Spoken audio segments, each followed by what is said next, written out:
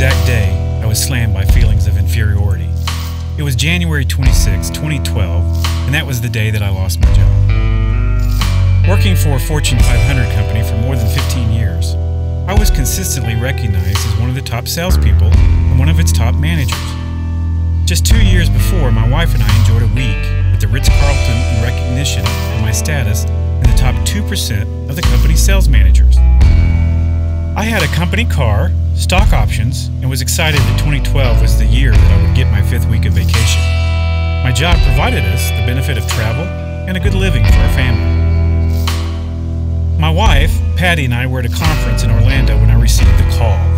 My manager said, "I'm sorry, but there's no place for you in the reorganization of the company." My response was, "Are you serious? I'm one of your top sales managers. How could I be inferior to the others who will be replacing me?" But all my manager could say was, "I'm sorry, there is no recourse." Stunned, I sat down on the bed and thought about what I was going to tell my wife. How would I tell her that, as the provider of the family, I had lost the security of my job? As I sat in the hotel room, I received a second call. It was a physician from Evansville telling me that my father's cancer had progressed, and he would be moved to intensive care at St. Mary's Hospital. In a period of 20 minutes, I had more than I could emotionally process. I kept wondering, why was I the one who lost his job? Why wasn't I good enough? How would I tell my dying father that his son had just lost his job? How would I tell my friends?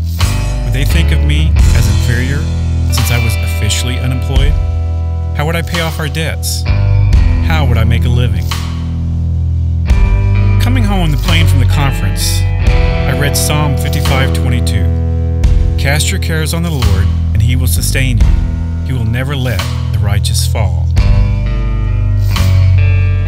Losing my job allowed me to be by my father's side during his final days. I was able to drive him to every radiation treatment and assure that he ate on schedule. When the doctor delivered the news that the treatments had failed to help him improve, I called hospice. Within 2 days, my dad passed away. I knew he was with my mom, something he desperately wanted. As I began to settle my father's estate, I realized that he had left me enough money to cover the debt that my wife and I had accumulated. And 2 days before my company came to pick up my car, I began driving Dad's car. God had provided, but now what would I do about a job? Again, God intervened. As I was sitting in the coffee shop one morning, a friend came over and sat down beside me. He looked me in the eye and said, "I've been praying that you and your wife would consider moving to Africa to serve Christ through Young Life." The part of the story that I didn't tell you earlier was Patty and I were at a Young Life conference in Orlando, Florida when I lost my job.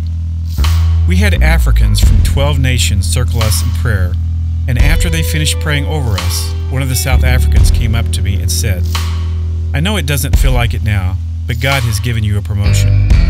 Can you believe that all along, the Lord was bringing me through my feelings of inferiority because He had a different plan for us? We've already sold our house, and we're making plans to move to Africa to serve the